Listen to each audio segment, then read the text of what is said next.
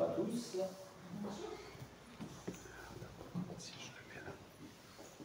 Derrière, la pureté.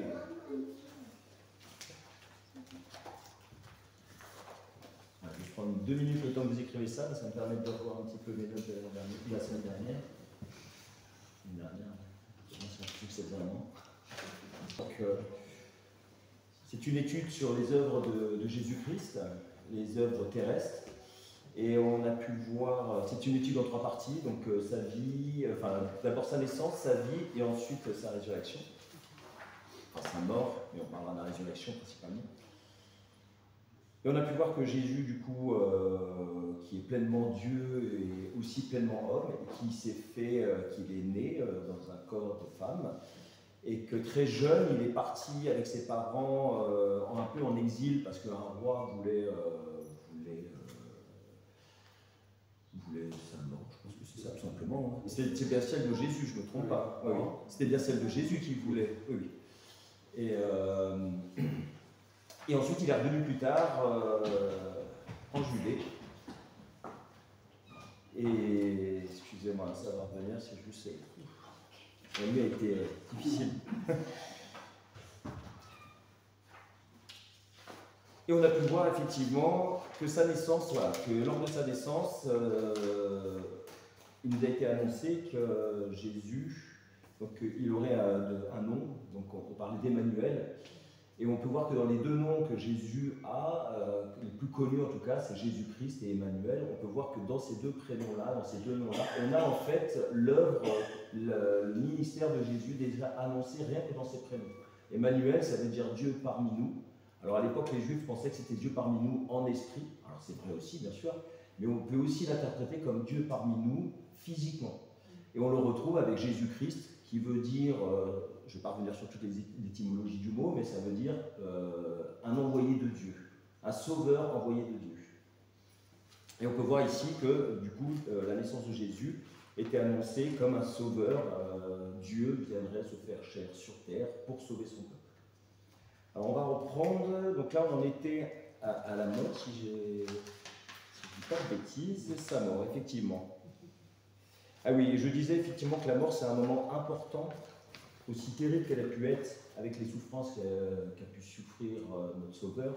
La mort est un moment vraiment clé, parce que c'est ce moment précis, on peut même dire que toute l'histoire de l'humanité, c'est le point crucial de toute l'histoire de l'humanité. Parce que c'est ce moment précis où Dieu, dans son plan de rédemption pour son peuple, a eu lieu l'ultime sacrifice auquel on ne peut rien ajouter, rien enlever. Et cet ultime sacrifice, c'est sur la croix que ça a dû se passer. Ça a été prophétisé par Jésus à de très nombreuses reprises. On va le voir d'ailleurs, je pense que c'est juste après. Et ça me permet donc de reprendre la question. Je parlais aussi bien sûr du plan et de la souffrance. Pourquoi la souffrance? La souffrance, la souffrance devait être là, présente, parce que c'est l'œuvre expiatoire en fait, c'est une souffrance expiatoire.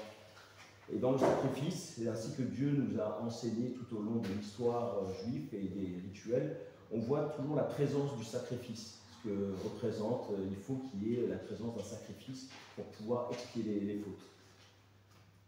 On pourrait y voir d'ailleurs peut-être une symbolique un peu plus cachée, enfin cachée non, mais une symbolique sur effectivement les péchés ne peuvent pas être enlevés,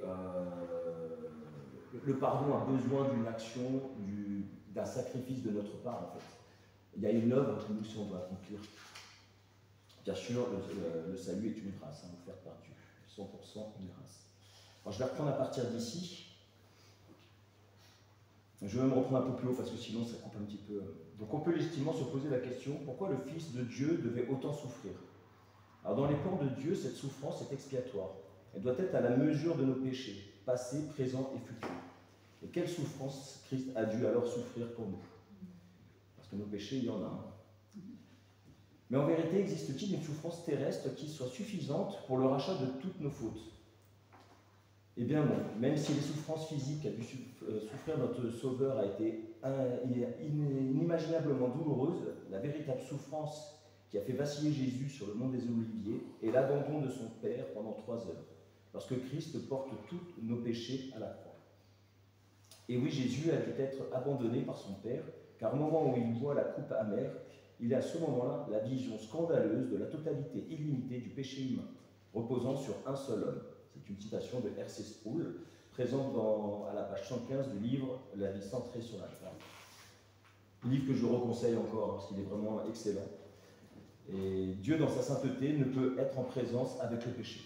C'est pour ça qu'il y a une séparation entre Jésus-Christ homme et Dieu à ce moment précis qui a duré 3 heures.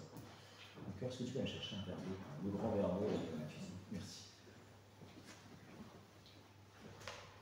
Est-ce que vous avez fini? Du coup, je vais en profiter. Est-ce que vous avez fini avec les petits papiers? Vous avez pris ça? Je profitais juste de ce petit temps là pour le récupérer. Merci. Alors, c'est pas secret. Hein.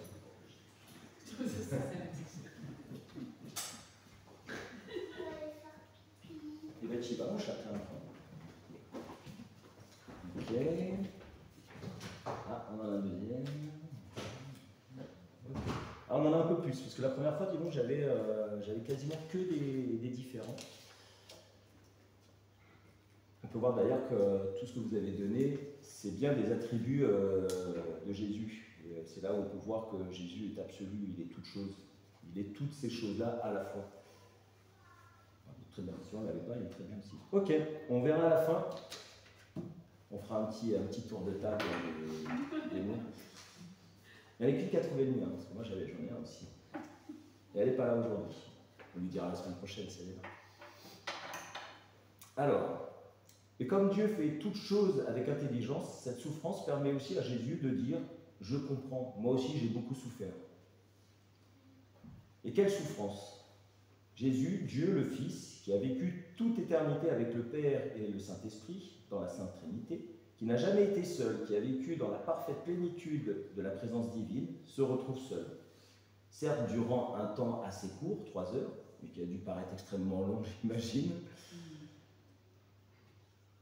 une éternité d'ailleurs, de telle sorte que cette vision de séparation lui a fait perler des gouttes de sueur ensanglantés. On peut le lire, je vous invite à ouvrir vos Bibles, comme ça sera fait, à Luc 22, 44.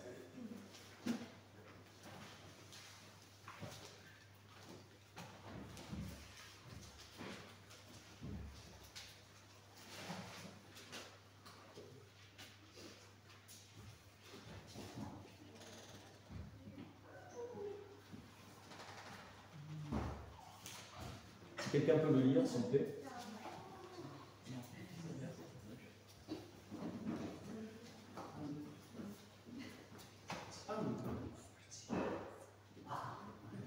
En proie à l'angoisse, il pria plus instamment et sa sueur devint comme des grumeaux de sang qui tombaient à terre. Merci Albert.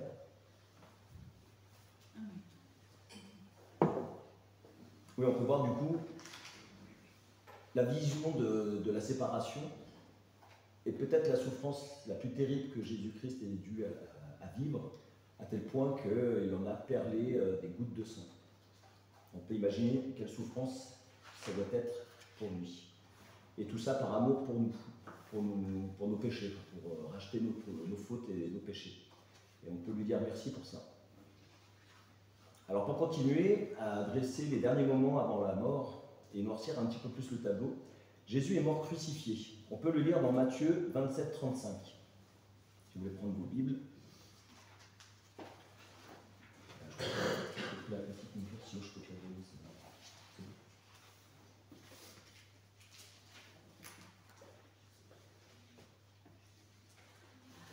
Alors, on peut lire, après l'avoir crucifié, ils se partagèrent ses vêtements en tirant au sort, afin que s'accomplisse ce qui avait été annoncé par le prophète.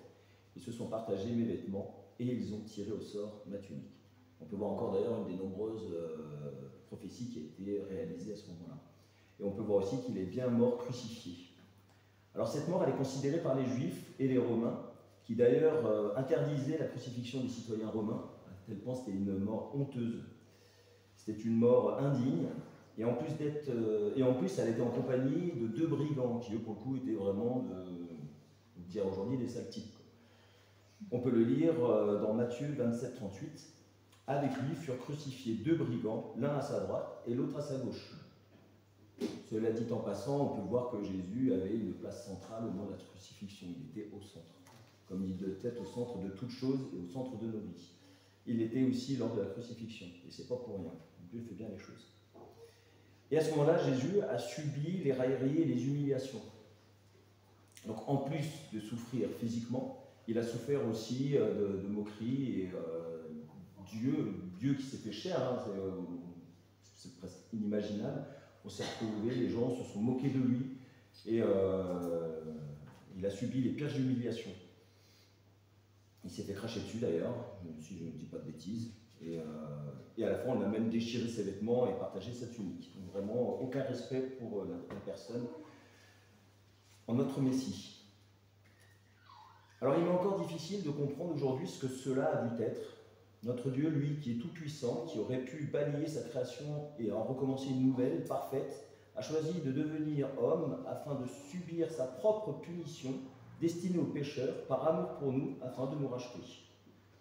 Alors je ne connais pas un homme sur terre qui serait capable de subir ça, de prendre sa propre punition par amour pour les autres. Encore plus aujourd'hui où on a tendance très facilement à remplacer conjoint, bien matériel, plaisir en moins de temps qu'il faut pour le dire. Donc aujourd'hui, on a du mal à se battre pour garder les choses. Lui, Jésus, il s'est bien battu pour nous. Mais ce qui m'est encore plus incompréhensible, c'est que Jésus est allé sur la croix de son plein gré. On peut le lire dans Jean 10, 18. Je vous invite à lire ce passage. Si quelqu'un veut bien le lire pour moi, s'il vous plaît, je suis en train de boire un peu. Jean chapitre 10, versets 17 à 18.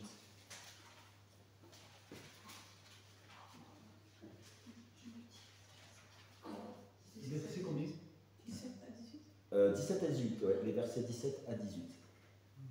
Le Père m'aime parce que je donne ma vie afin de la reprendre.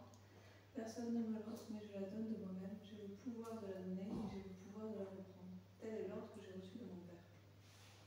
Voilà, donc on voit bien ici que Jésus le fait de son plein gré, qu'il en a le pouvoir. Donc on voit bien ici que Jésus est bien pleinement Dieu et que tout ça vient bien du Père. Donc on peut effectivement dire que Jésus donne sa vie de sa propre volonté afin que l'ultime sacrifice soit accompli et ainsi faire la démonstration de sa divinité en ressuscitant, offrant ainsi la vie éternelle aux pécheurs repentis au lieu de la damnation. Alors ce sacrifice sur la croix nous ouvre à nous, ceux qui croient en Christ, les portes du royaume céleste et nous justifie afin de paraître devant Dieu saint et irréprochable.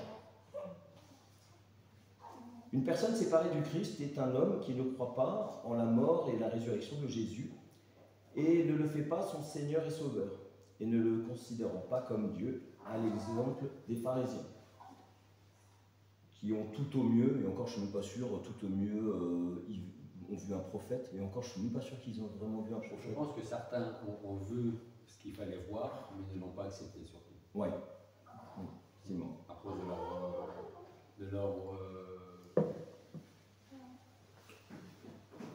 leur comment on appelle ça? Situation sociale peut-être. Situation sociale, oui. Parce que c'est vrai que les pharisiens, c'était parmi les chefs en fait. Oui, c'est ça, c'était parmi les gens les plus importants du pays. Et si Jésus. Les responsables de. C'est ça. Et ils allaient tout perdre. Et ils ont tout perdu. Et ils ont quand même tout perdu. Ils ont tout perdu. Effectivement. Alors ce sacrifice sur la croix nous ouvre à nous, ceux qui croient en Christ, les portes. Je l'ai déjà lu, pardon. Excusez-moi, c'est ça quand on dort que 3 heures la nuit. Merci petit Loïs. À l'inverse, croire en Jésus-Christ ne signifie pas seulement d'avoir un assentiment intellectuel aux vérités de l'Évangile. Il s'agit de faire confiance à Jésus comme notre Sauveur et Seigneur et de s'engager à ses côtés en suivant ses commandements. Effectivement, confiance, c'est avoir foi en Jésus, c'est-à-dire qu'à un moment, il y a un acte de notre part de dire « je te fais confiance et jusqu'au bout je te suivrai, je vais appliquer ce qu'il y a dans la Bible, je prends la Bible pour ce qu'elle est, dans son intégralité ». Et à ce moment-là, il se passe des choses, effectivement. Et c'est pas simplement de choisir, même si c'était, par exemple, mon départ a été plutôt intellectuel, et grâce à ça, ça m'a permis petit à petit à ce que la foi prenne vraiment le dessus sur ça. Et le plus important, c'est effectivement de mettre sa confiance en Jésus, et d'avoir foi en lui. Et là, on peut voir que les choses changent dans nos vies. Ça, vous avez pu le voir, ceux qui étaient lors de mon témoignage, vous avez pu le voir. On peut dorénavant se poser la question suivante. Qu'est-ce que Jésus a fait pour amener les injustes à Dieu? Alors on va lire dans 1 Pierre, chapitre 3, verset 18.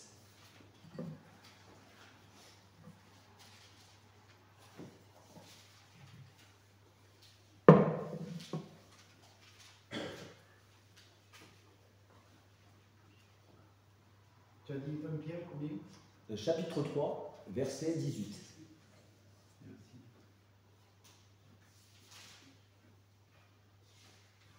Christ a aussi a souffert, et c'est une fois pour toutes pour les péchés. Lui le juste, il a souffert pour les injustes, afin de nous conduire à Dieu. Il a souffert une mort humaine, mais il a été rendu à la vie par l'Esprit. Voilà, donc ici on voit bien qu'il a souffert une fois pour toutes. Donc il y a un seul sacrifice. On verra un petit peu après qu'il n'y a rien à rajouter, rien à enlever. Et on peut voir aussi que l'Esprit Saint lui a redonné la vie. Alors on a la réponse à cette question. Jésus, lui qui est parfait, saint, qui n'avait jamais connu le péché, a donné sa vie et a pris sur lui tous les péchés des élus. De fait, le pécheur, repentant, est pardonné et justifié aux yeux de Dieu. Ses péchés ont été substitués avec la sainteté du Christ, mort sur la croix. Alors le concept du sacrifice, inspiré et instauré par Dieu au patriarche juif avec les offrandes expiatoires, prend tout son sens à ce moment précis de la mort de Jésus. L'animal sans défaut était une allégorie prophétique du Fils de Dieu, saint et sans corruption. Alors à cet ultime sacrifice, peut-on y ajouter ou enlever quelque chose? J'ai un peu répondu à la question, mais un petit peu avant, mais du coup je voulais vous la poser maintenant. Mais est-ce qu'on peut enlever ou rajouter quelque chose au sacrifice, à la mort de Jésus? Lui connaît la réponse. Eux aussi, j'espère. Oui, il la connaît, si je pas répondre, je crois ça. Tu peux répéter? Tu as répété la question? Oui. Est-ce qu'on peut rajouter ou enlever, nous, avec nos œuvres, est-ce qu'on peut rajouter ou enlever quelque chose au sacrifice de Jésus? Non. Effectivement, non. Comme on a pu le voir un peu plus haut, une seule fois. En fait, il n'y a rien à rajouter. Alors, il a été selon la volonté de Dieu. Non, on ne peut rien y ajouter ou enlever. Il a été fait selon la volonté de Dieu. Il est parfait et unique, ce sacrifice. Jésus aussi. Donc, effectivement, on ne peut rien rajouter à ça. Alors, on peut lire dans l'Hébreu 10, versets 12 à 24. Je vais vous le lire.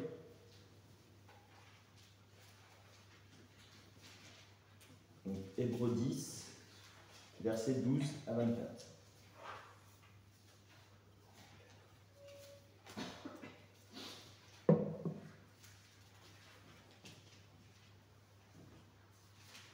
Alors, lui, après avoir offert un seul sacrifice pour les péchés, s'est assis pour toujours à la droite de Dieu. Attendant désormais que ses ennemis soient devenus son marchepied, car par une seule offrande, il a amené à la perfection pour toujours ceux qui sont sanctifiés. C'est ce que le Saint-Esprit nous atteste aussi. Car après avoir dit « Voici l'alliance que je ferai avec vous, après ces jours-là, dit le Seigneur, je mettrai mes lois dans leur cœur et je les écrirai dans leur esprit. » Il ajoute « Et je ne me souviendrai plus de leurs péchés ni de leur iniquité. » Or, là où il y a pardon des péchés, il n'y a plus d'offrande pour le péché. Ainsi donc, frères, puisque nous avons, au moyen du sang de Jésus, une libre entrée dans le sanctuaire, par la route nouvelle et vivante qu'il a inaugurée pour nous au travers du voile, c'est-à-dire de sa chair. Et puisque nous avons un souverain sanctificateur établi sur la maison de Dieu, approchons-nous avec un cœur sincère, dans la plénitude de la foi, le cœur purifié d'une mauvaise conscience et le cœur lavé d'une eau pure. Retenons fermement la profession de notre espérance, car celui qui a fait la promesse est fidèle, et les uns sur les autres, pour nous exciter à la charité et aux bonnes œuvres. On peut voir ici effectivement que Jésus a accompli ce sacrifice de sa propre volonté, et il l'a accompli et il n'y a rien à y ajouter. Tout est parfait. Et c'est grâce à ce sacrifice que nous sommes rachetés, son peuple. Alors Jésus, dans sa divine sainteté, était le seul à pouvoir l'accomplir. Il est le seul à avoir vécu sur terre, et le seul homme à avoir vécu sur terre et à n'avoir commis aucun péché. Pensez que quelques actions ou bonnes œuvres puissent être ajoutées au sacrifice afin de nous rendre plus acceptables aux yeux de Dieu est une erreur. Croire ceci, c'est premièrement faire du salut une œuvre humaine et non une grâce de Dieu. Et deuxièmement, c'est faire preuve d'orgueil que de penser que l'Éternel a besoin de quoi que ce soit venant de nous, lui qui se suffit à lui-même dans sa pleine et entière perfection.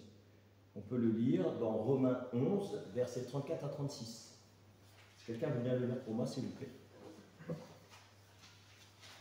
Romains 11, versets 34 à 36.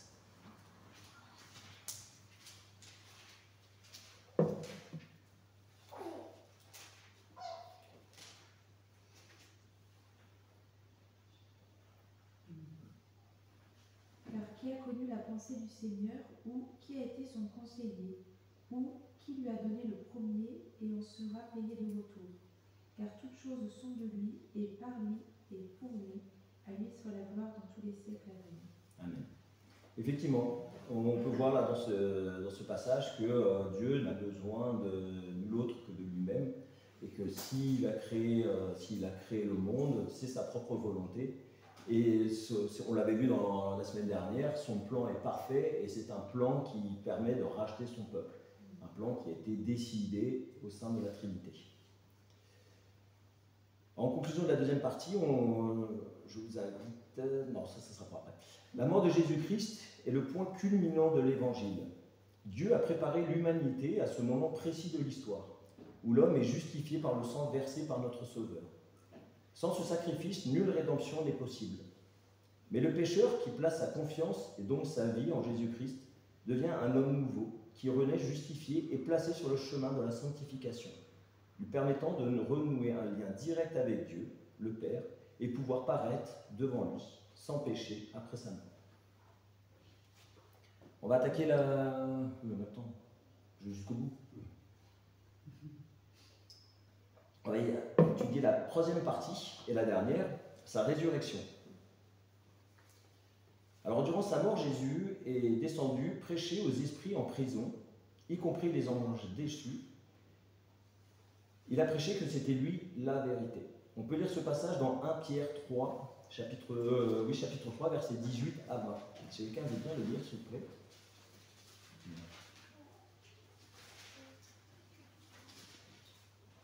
« 1 Pierre, chapitre 3, versets 18 à 20. » Le verset. 18 à 20. Oui, merci. Christ aussi a souffert, et ce, une fois pour toutes, pour les péchés. Lui le juste, il a souffert pour des injustes, afin de vous conduire à Dieu. Il a souffert une mort humaine, mais il a été rendu à la vie par l'Esprit. C'est alors aussi qu'il est allé faire une proclamation aux esprits en prison, ceux-là même qui avaient été rebelles autrefois, lorsque la patience de Dieu se prolongeait à l'époque de Noé, pendant la construction de l'arche. Un petit nombre de personnes, à savoir 8, sont entrées dans ce bateau et ont été sauvées à travers l'eau. Merci Sylvain.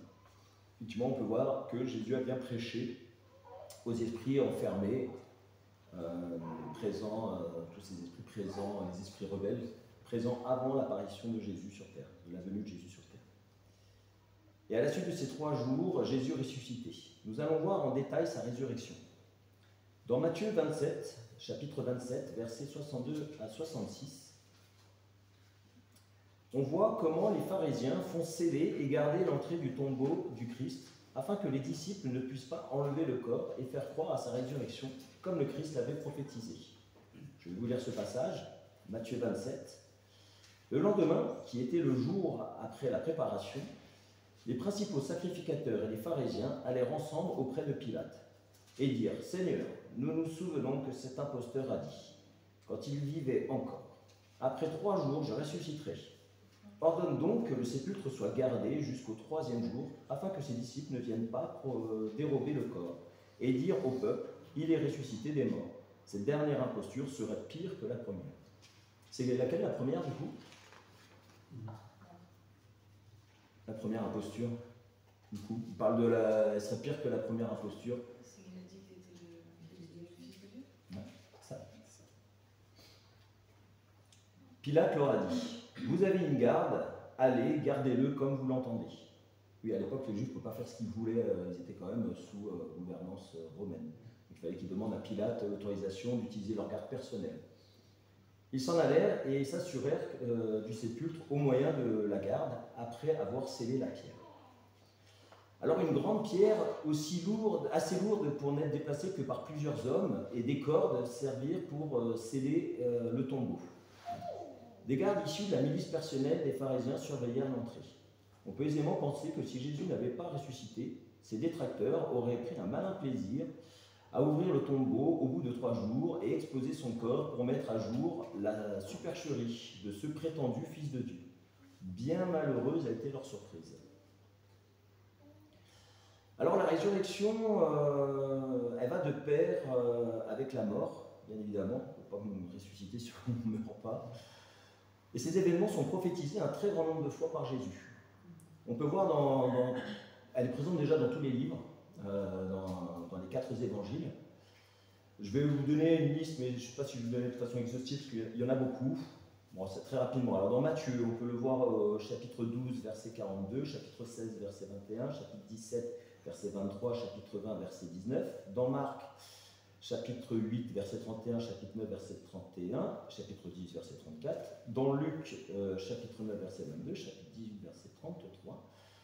Et dans Jean, d'une façon un petit peu plus, pas cachée, mais on va dire symbolique, on le retrouve dans chapitre 2, chapitre 10, chapitre 12, chapitre 12, chapitre 16. Donc on peut voir qu'il y a vraiment une répétition, parce que c'est pour vraiment noter l'importance de ce moment précis. Et aussi que je pense que Jésus, tout au long de son ministère, n'a pas arrêté de le dire, et que je pense que malgré tout ça, ce n'est pas rentré dans l'esprit des apôtres et de ses disciples qui ne voulaient pas voir la vérité. Alors par cette liste exhaustive, on souligne le fait de la grande importance de cet événement, qui est, je me le répète, le point central de l'Évangile et de la foi chrétienne.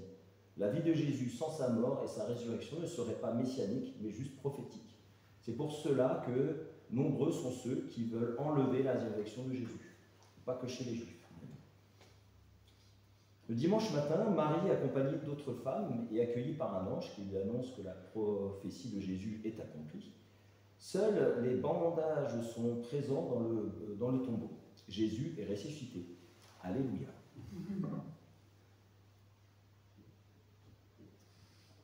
Alors, nous pouvons étudier ce passage. On va le lire dans Matthieu, verset 28, chapitre 1 à 7. Si quelqu'un veut bien le lire pour moi, juste le temps que vous pouvez, je vais me chercher un petit verre d'eau, ça ne me dérange pas.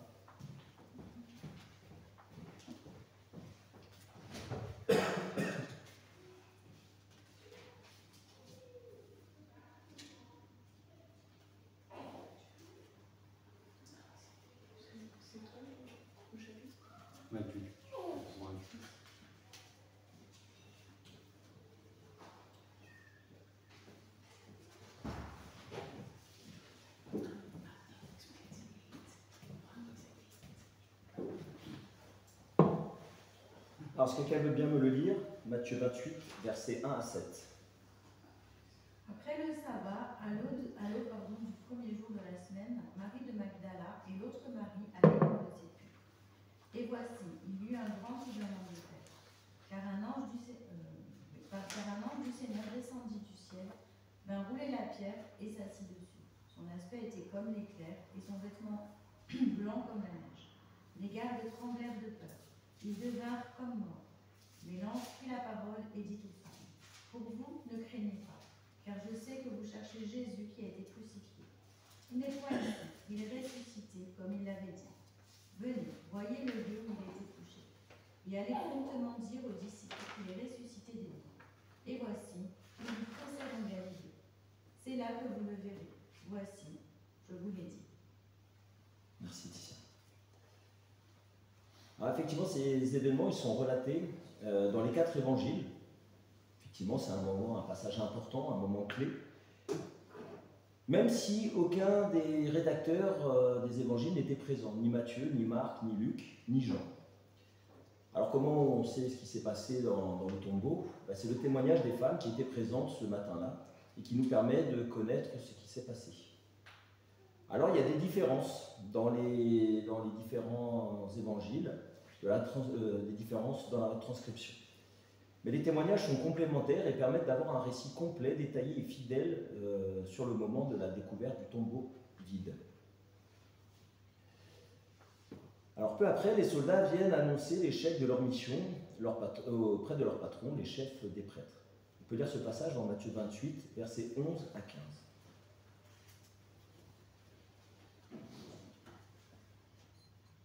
Je vais vous le lire. Pendant qu'elle était en chemin, quelques hommes de la garde entrèrent dans la ville et annoncèrent aux principaux sacrificateurs tout ce qui était arrivé. Ceux-ci, après s'être assemblés avec les anciens et avoir tenu conseil, donnèrent aux soldats une forte somme d'argent en disant « Dites, ces disciples sont venus de nuit le dérober pendant que nous dormions. Et si le gouverneur l'apprend, nous l'apaiserons et nous vous tirerons de peine. » Les soldats prirent l'argent et suivirent les instructions qui leur furent données. Et ce bruit s'est répandu parmi les Juifs jusqu'à ce jour. Et c'est marrant de dire jusqu'à ce jour parce que nous, aujourd'hui, on a toujours cette rumeur, cette invention qui court encore aujourd'hui. Alors après avoir entendu le récit des gardes, de leur évanouissement à la vue des anges et de la disparition du corps du Christ, les anciens leur demandent en échange d'argent de garder secret leur témoignage et de raconter à la place que les disciples de Jésus ont enlevé le corps durant leur sommeil, ce qui firent. Alors on peut encore entendre de nos jours que Jésus n'est pas ressuscité, mais que ce sont ses disciples qui ont retiré le corps durant la nuit afin de simuler sa résurrection. Alors premièrement, les soldats qui ont eu pour... non, ceci ne tient pas, bien sûr, et je vais vous exposer deux raisonnements logiques. Alors premièrement, les soldats qui ont eu pour mission de garder le corps étaient composés de professionnels que l'on peut supposer croyants, étant les gardes rapprochés des pharisiens. On peut le lire donc dans Matthieu 27, 65. Pilate leur dit « Vous avez une garde, allez, gardez-le comme vous l'entendez. » On peut donc supposer que cette garde était quand même une garde d'élite, parce que les pharisiens, comme on disait juste tout à l'heure, c'était les personnages les plus importants du peuple juif, et donc ils devaient avoir la meilleure garde, comme un peu la garde nationale, c'était un peu l'élite de la garde. Donc ce n'était pas non plus le premier venu qui était là. Alors on peut supposer effectivement que cette garde était aussi croyante, des croyances juives, car n'ayant pas reconnu Jésus comme le Messie, ils avaient à cœur donc de mener à bien leur mission, pour prouver que Jésus n'était pas le Messie. Pour ce faire, tout comme bons professionnels qu'ils étaient, ils ont dû mettre en place des tours de garde avec des relèves, ce qui rend l'enlèvement du corps impossible, et encore moins par des amateurs tels que les disciples. Les disciples, c'était vraiment des gens, monsieur, tout le monde, et il y avait peut-être des gens, des gardes, des gens un peu aguerris dans les disciples de Jésus. La plupart des gens, c'était des gens du peuple. On peut ajouter que la garde étant bel et bien éveillée, puisqu'elles furent effrayées et tombèrent comme morts à la vue des anges. Ça, on peut le lire dans Matthieu 28, chapitre 28, verset 4. Les gardes tremblèrent de peur et devinrent comme morts. Donc s'ils étaient endormis, comme le disent les pharisiens, ils n'auraient pas pu tomber évanouis en voyant les anges. Et deuxièmement, on peut aussi, par la logique, se dire que les disciples, affligés par la mort de leur rabbi, ont fui de peur des conséquences de leur attachement à Jésus. Jésus est mort crucifié pour s'être dit être le Messie. Donc si les disciples continuaient à annoncer Jésus comme étant le Messie, ils allaient probablement subir le même sort. Car effectivement, le sort qui leur était réservé, s'ils annonçaient la résurrection du Christ, était la mort. Et ils le savaient. Et qu'avaient-ils à gagner à mettre en place une telle supercherie et risquer les pires supplices pour un mensonge? Ça ne tient pas. Bien au contraire, remplis du Saint-Esprit, ils sont morts en martyrs pour défendre la vérité de l'Évangile. Et certains d'ailleurs le sourire aux lèvres. On peut voir, je ne sais plus dans quel passage, mais ou alors c'est des témoignages, j'avais lu des traces historiques, donc archéologiques, où on voit des disciples de Jésus qui sont envoyés à la reine, et c'est un petit peu plus tard, je crois c'est vers 200, 300, ils sont envoyés dans la fosse aux lions, c'était avant que Rome devienne chrétienne, et ils sont donc sacrifiés pour leur foi, et ils vont dans l'arène le sourire au visage. Donc ils savent qu'ils vont droit à leur mort et ils sourient. je crois qu'on a retrouvé ça dans des textes romains qui avaient stupéfait les Romains de l'époque, et ce qui a d'ailleurs amené encore plus de conversions, bien sûr. Parce qu'effectivement, on ne meurt pas pour un mensonge le sourire aux lèvres. On peut mourir pour la vérité, le sourire aux lèvres. Maintenant, nous allons nous poser une autre question. Quel crédit donner à un témoignage? Parce qu'effectivement, on voit que beaucoup de passages de l'Évangile sont des témoignages. Alors aujourd'hui, nous condamnons des individus sur la base de témoignages, de preuves matérielles, d'empreintes digitales ou d'ADN, et sur un alibi. Mais selon les juges, le témoignage de personnes différentes qui ne se connaissent pas reste la preuve la plus fiable pour condamner une personne. Et même encore aujourd'hui, même si on a des traces ADN, le témoignage est un des éléments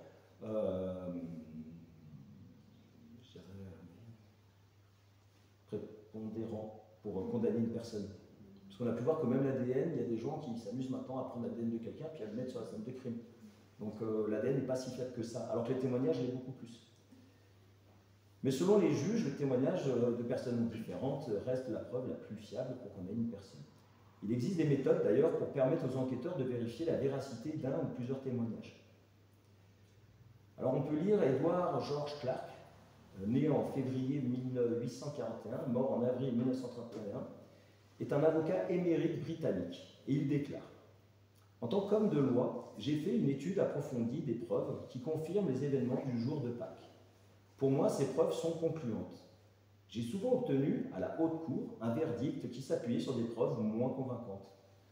On peut bâtir dessus un témoin sincère méprise les artifices et ne cherche guère à se faire remarquer. Les preuves de la résurrection présentées par les évangiles sont de cette qualité. Et en tant qu'avocat, je les accepte sans réserve comme étant les témoignages d'hommes sincères qui rapportaient des faits. Fin de citation. Edward H. Clark ne sera pas le seul à tenir ces propos. Il fait consensus chez les historiens croyants, mais aussi chez les athées, que les témoignages des évangiles sont vrais et servent de base historique pour l'Antiquité juive. Donc aujourd'hui, on peut voir que même les historiens athées, d'ailleurs il y a un détracteur, un historien athée américain qui est très connu, et qui au final, dans son athéisme, je pense qu'on peut le dire comme ça, il amène en fait toutes les preuves archéologiques de la résurrection, de sa mort, des miracles de Jésus, de sa résurrection, et de tous les témoignages. Il amène toutes les preuves comme quoi on a archéologiquement des preuves concrètes et solides, mais malgré tout il reste athée. C'est son choix. En tout cas, chez les historiens, même athées, on pourrait dire oui, les croyants, oui, bien sûr, ils vont dire que la Bible est vraie. Mais même les athées aujourd'hui s'appuient sur la Bible pour faire l'archéologie juive de l'Antiquité juive. Alors maintenant, nous allons nous poser une autre question. C'est quoi, excusez-moi, décidément. Alors maintenant, on va s'attarder sur les premières apparitions de Jésus-Christ après sa résurrection. Alors lorsque Jésus réapparaît devant ses disciples, leur première impression, d'ailleurs est-ce que vous savez quelle est leur première impression? Les premiers disciples quand ils ont vu Jésus, est-ce que vous avez un souvenir de quel a été leur sentiment, leur impression? Ils ont douté, mais avant de douter. Il y en a qui l'ont adoré directement. Directement? Il y en a qui l'ont adoré, il y en a qui ont douté, il y en a non. Adoré directement? Après l'avoir reconnu. Après l'avoir reconnu, oui. Certaines paroles qu'il a prononcées ou de la façon dont il a rompu le pain. Ouais, c'est ça. Mais avant ça, justement, avant d'avoir donné des signes qu'il était bien Jésus. Quand Marie a annoncé que le Seigneur était ressuscité, il y a Pierre et Jacques. Pierre et Jacques sont partis en courant au tombeau. Jean, ouais, c'est Jean. Jean s'est arrêté à l'entrée et Pierre est rentré dans le tombeau. Et c'est qu'après les gens ils ont vu qu'il n'était pas là et était ressuscité. Et quand ils ont vu après Jésus pour la première fois? Ils ne sont pas à reconnaître, je pense. C'est que quand ils ont vu le tâche de... Ouais. Ils ont douté. Douté. Douté, pour eux c'est le doute. Alors c'est vrai, ils ont douté, Mais avant de douter, beaucoup ont eu peur en fait, ont été effrayés. Parce que on peut lire dans Luc 24, versets 36 à 37, si quelqu'un veut bien le lire justement.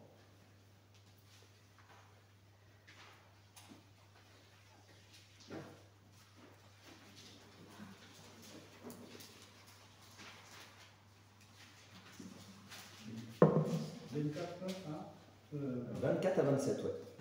C'est quoi, tu peux résumer? Alors c'est Luc 24, pardon, non, 36 à 37, excuse-moi. C'est chapitre 24, versets 36 à 37.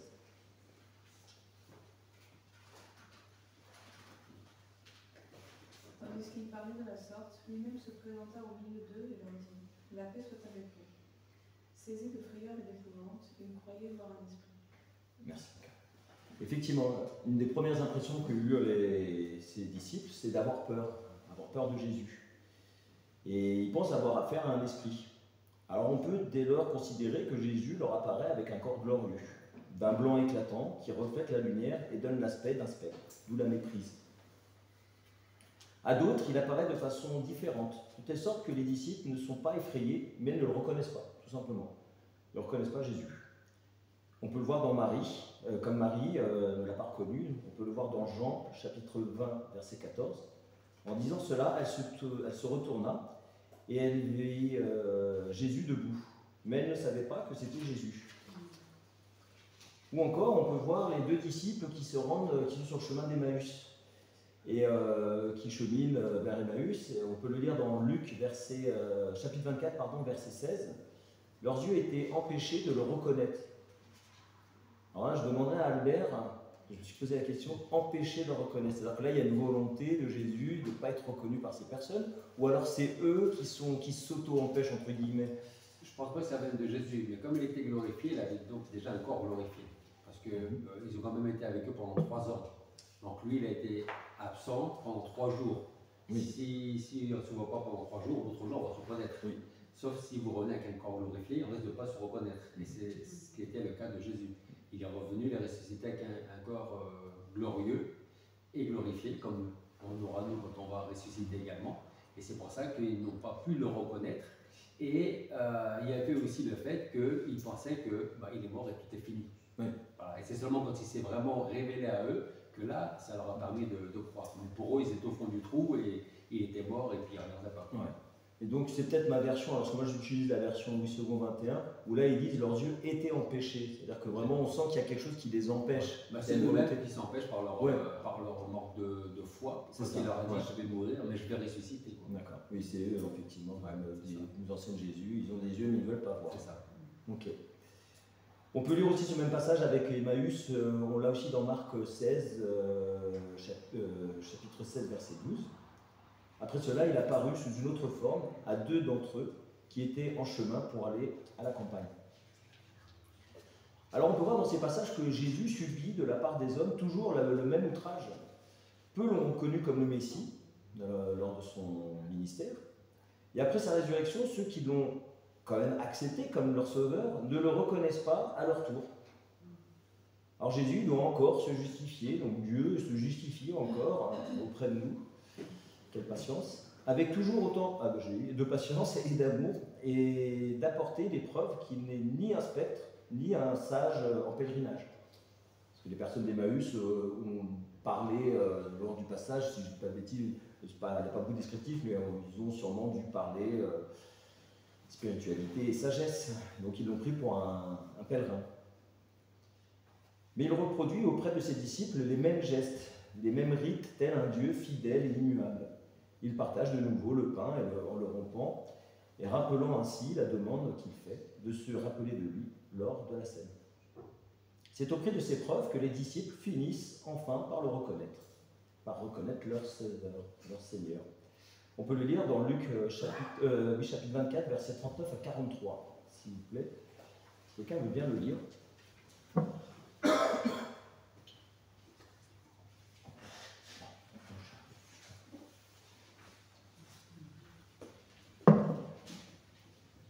Regardez mes mains et mes pieds, c'est bien moi.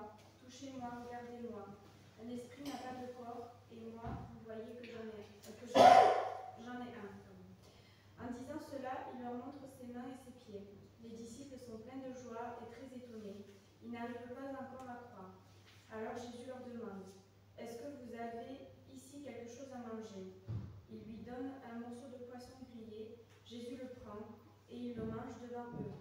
Ensuite, il leur dit, « Quand j'étais encore avec vous, je vous ai dit, tout ce que disent à mon sujet la loi de Moïse, les livres de prophètes et les psaumes, tout cela doit se réaliser. » Merci. Effectivement, donc là, on peut bien voir que Jésus donne la preuve qu'il est bien vivant, qu'il est bien avec un corps. Sauf erreur de ma part, et la Père me corrigera, on peut dire que du coup, Jésus, au départ, Jésus n'avait pas de corps avant son incarnation et sa résurrection, avant qu'il se fasse chair. Et du coup, maintenant pour l'éternité, Jésus aura un corps glorieux. Un esprit glorieux, comme nous on aura. Voilà, un esprit glorieux. Ok. Alors on va pouvoir conclure cette étude. Et on pourrait faire une conclusion assez simple au final sur les œuvres de Christ. Et on pourrait être assez simple et concis en citant le verset 3 de 1 Corinthiens chapitre 15. C'est un très bon résumé que nous fait Paul. Christ est mort pour nos péchés, conformément aux Écritures. Il a été enseveli et il est ressuscité le troisième jour, conformément aux Écritures. Donc, tout y est. Ou encore, on pourrait quand même aller un peu plus loin, et j'aimerais vous citer cette C.J. Mahamey, que l'on trouve page 8 dans La vie centrée autour de la croix. Dans le mystère de la grâce, Dieu, la personne innocente offensée, offre son propre Fils pour apaiser sa juste colère et sauver les coupables. Mais permettez-moi aussi de partager avec vous un visage de Christ qui me parle et qui, je l'espère, vous touchera aussi. Rappelez-vous, je vous ai demandé si on devait résumer les œuvres de Jésus en un seul mot, lequel choisiriez-vous? Et là, on va regarder très rapidement. C'est marrant parce qu'il y a vraiment beaucoup de choses différentes. Je les ai un petit peu triées. On va commencer par celui-là. Donc là, il y en a deux qui m'ont mis le salut. Effectivement, Jésus est bien notre salut. On peut voir aussi deux qui vont avec, c'est notre sauveur. Sauveur parfait.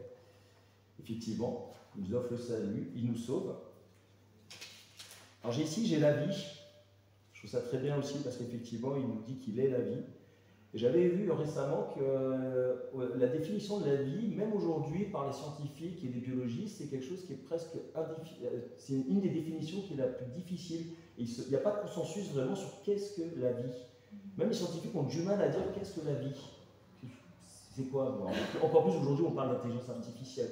Moi, j'aime bien cette définition de dire que Jésus est la vie. Il est l'amour, c'est vrai aussi. Il nous a aimés, hein, parce que pour faire tout ce qu'il a fait, il est le pardon, c'est vrai aussi. Voilà, il est sympa. Je pense que quand il se met en colère, à mon avis, ouais, quand il va revenir l'épée à la main, bon. Son œuvre est complète, oui c'est vrai. Son œuvre, il n'y a rien à rajouter, tout a été fait. De toute façon, ce n'est pas nous, pécheurs, qui allons pouvoir rajouter quelque chose. L'amour, je l'ai eu 2 fois. L'ossature. J'ai trouvé ça assez marrant. Ça va un petit peu avec mon dernier que je garde, parce que c'est le mien celui-là. Merci à Delphine. L'ossature, oui, effectivement, on peut voir que Jésus, par ses enseignements et le fait qu'il est un guide, il nous donne cette ossature, cette façon de se dire de pouvoir se tenir droit, en fait, et encore plus dans le monde d'aujourd'hui. Et effectivement, il est notre colonne vertébrale. Regarde celui-là, s'il est drôle, hein, il y en a qui en ont rien dit. Je ne sais pas si c'est parce que c'est la pureté, ça peut être bien aussi, effectivement. Et pour finir, alors Delphine a mis guérir. Et moi, je suis assez d'accord, parce que Jésus, en tout cas, c'est l'œuvre qu'il a eue sur moi. Et moi, ce que j'aimerais vous parler de la guérison, effectivement. Alors Jésus, il ne fait pas que nous sauver en se substituant à nous sur la croix, il nous soigne aussi. Jésus a passé beaucoup de temps durant sa vie terrestre à guérir les malades et les estropiés. Il préfigurait de la guérison de l'esprit à venir. Un des évangiles est d'ailleurs écrit par un médecin. C'est pas pour rien. C'est lequel? Alors se confier en Christ, c'est l'assurance que nous ne serons plus jamais seuls, que nos blessures seront soignées et que nos colères seront apaisées, que nos fardeaux seront allégés et nos péchés pardonnés. On peut le lire dans Matthieu chapitre 11, verset 28. « Venez à moi, vous tous qui êtes fatigués et chargés, et je vous donnerai du repos. » Par l'action de son Saint-Esprit, nous guérissons petit à petit, avec vigilance et bienveillance, pour ne pas nous heurter. Fort d'un cœur nouveau et d'un esprit renouvelé, nous avons enfin la force et l'envie inspirée de se lancer sur le chemin étroit de la sanctification en vue de notre future rencontre avec notre Seigneur. Nous trouvons dans la parole de très nombreux passages parlant de la guérison, autant du corps que de l'esprit. Je vais vous en citer quelques-uns, mais je ne vous ai pas tout mis parce que vraiment il y en a beaucoup. Et il y a même des guérisons symboliques, on parle, voilà, il y a plein de passages qui sont en rapport avec la guérison. Je vais vous en citer 2 ou 3. Dans Matthieu 9, versets 12 à 13. Ce que Jésus ayant entendu, il dit : ce ne sont pas ceux qui se portent bien qui ont besoin d'un médecin, mais les malades. Allez et apprenez ce que signifie : je prends plaisir à la miséricorde et non au sacrifice. Je ne suis pas venu appeler des justes, mais des pécheurs. C'est complété par Luc, chapitre 5, versets 31 à 32. Jésus, prenant la parole, leur dit : ce ne sont pas ceux qui se portent bien qui ont besoin de médecins, mais les malades. Je ne suis pas venu appeler à la repentance des justes, mais des pécheurs.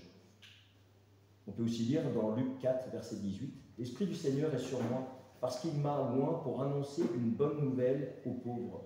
Il m'a envoyé pour guérir ceux qui ont le cœur brisé. » Ou encore dans Matthieu 13, verset 15. « Car le cœur de ce peuple est devenu insensible, il est endurci, leurs oreilles, ils ont endurci leurs oreilles et ils ont fermé leurs yeux, de peur qu'ils ne voient de leurs yeux, qu'ils n'entendent de leurs oreilles, qu'ils ne comprennent de leur cœur, qu'ils ne se convertissent et que je les guérisse. » Alors louons notre Seigneur et Sauveur Jésus-Christ, Fils unique de Dieu, pour son sacrifice et pour la guérison qu'il opère en nous, pour ses bénédictions quotidiennes et pour l'amour qu'il a pour sa création. Amen. Merci.